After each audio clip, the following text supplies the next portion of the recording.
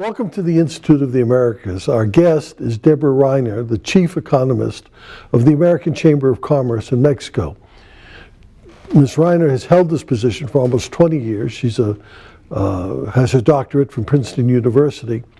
And the American Chamber is the organization that gathers together as many as 900 businesses in Mexico that have ties to the United States.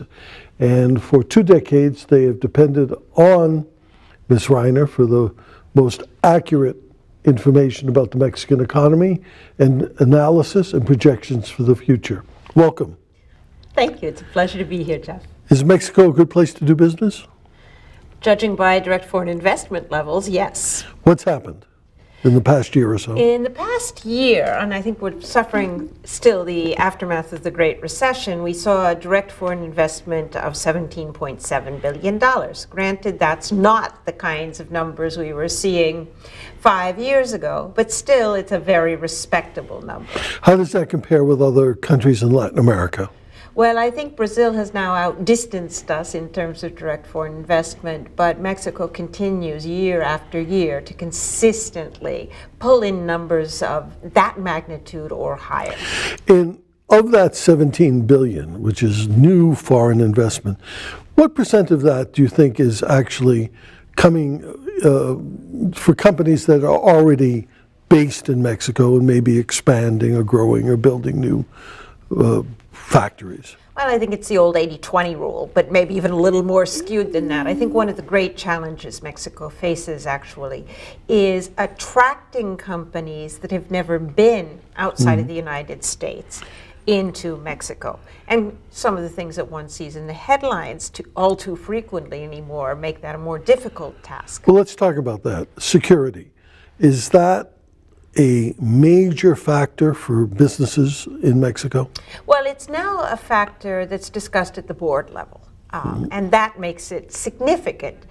Is it a factor that deters a lot of foreign investment? Well, the numbers would indicate that that's not what we're seeing. You hear anecdotes about some companies that are rethinking investments. I would argue, though, that what we're seeing really is, and the way the companies I talk to look at it, is what we're seeing is an increase in costs, in non-productive costs, essentially. Yeah.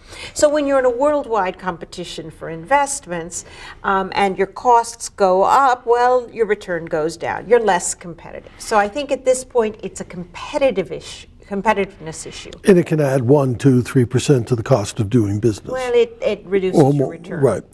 Now, what about the Mexican economy generally? GDP growth last year was respectable. It was very good. It was 5.5%. Of course, that number doesn't look quite so impressive when you realize you're measuring it against a contraction of 6.1% the previous year. But the economy came through the U.S. recession in relatively good shape. Yes. Why? U.S. Exports to the U.S. And essentially what's been driving Mexican growth has been manufactured exports, and those exports go overwhelmingly to the United States. In fact, I've recently revised my projections for this year's growth upwards. I think we'll see growth of over 4% this year. And the reason for that, quite simply, is that if you look at projections for U.S. growth this year, in the last 6 months, they've been revised upward by about a percentage point. And when you're talking about the difference between 2.5% and 3.5%, a percentage point's a big deal. And within the mix of what's driving growth in the United States economy, what you're seeing is that industrial production and manufacturing is doing better than expected. So I think that what we saw last year in the case of Mexico was the economy recovered much more quickly than anyone had anticipated from the brutal blow it suffered as a result of the Great Recession in 2009. Explain how growth in the American manufacturing sector in the United States impacts upon growth in Mexico. Well, one has to make some inferences, and how causally correct they are remains to be seen. But it does, what you can see is a clear correlation between the growth rates of manufacturing and industrial production in the United States with the growth rate of manufacturing and industrial production in Mexico. To what extent Mexican exports are incorporated into U.S. manufacturing processes, I haven't seen, and I don't think anyone has at this point, conclusive evidence as to how tight that linkage is. But it's not a zero-sum game. No. Manufacturing goes up in Mexico, but it also goes up in the United States. But it goes up in the United States. When it goes up more quickly in the United States, it goes up more quickly in Mexico.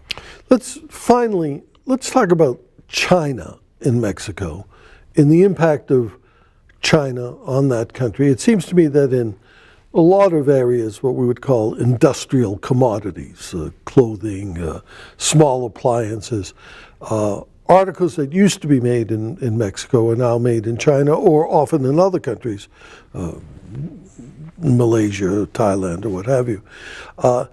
Is Mexico reaping any benefits from the growth of the Chinese economy, as, for instance, countries like Peru and Chile and Brazil are, as Chinese invest and buy raw materials for their own society? Is it a zero-sum game, Mexico and China? It's closer to that than is the case with Brazil or Chile or other Latin American economies. Certainly Mexico has not benefited directly from commerce with China the way that other Latin American economies have. The fact that Chinese demand is helping to spur oil prices higher. I mean, if you look at the average price for a barrel of Mexican export crude, in the 1980s you were looking at $14 to $16 a barrel. That's risible today. Even in 2009, when oil prices plunged, the price of a barrel of Mexican crude was $54, a little over $54. So the Chinese demand, which is helping to spur the growth of the world economy, Mexico. But it's a rising tide. It's a rising rather than a direct impact on Mexico. Thank you very much for being with us. Thank you. Glad to have you here.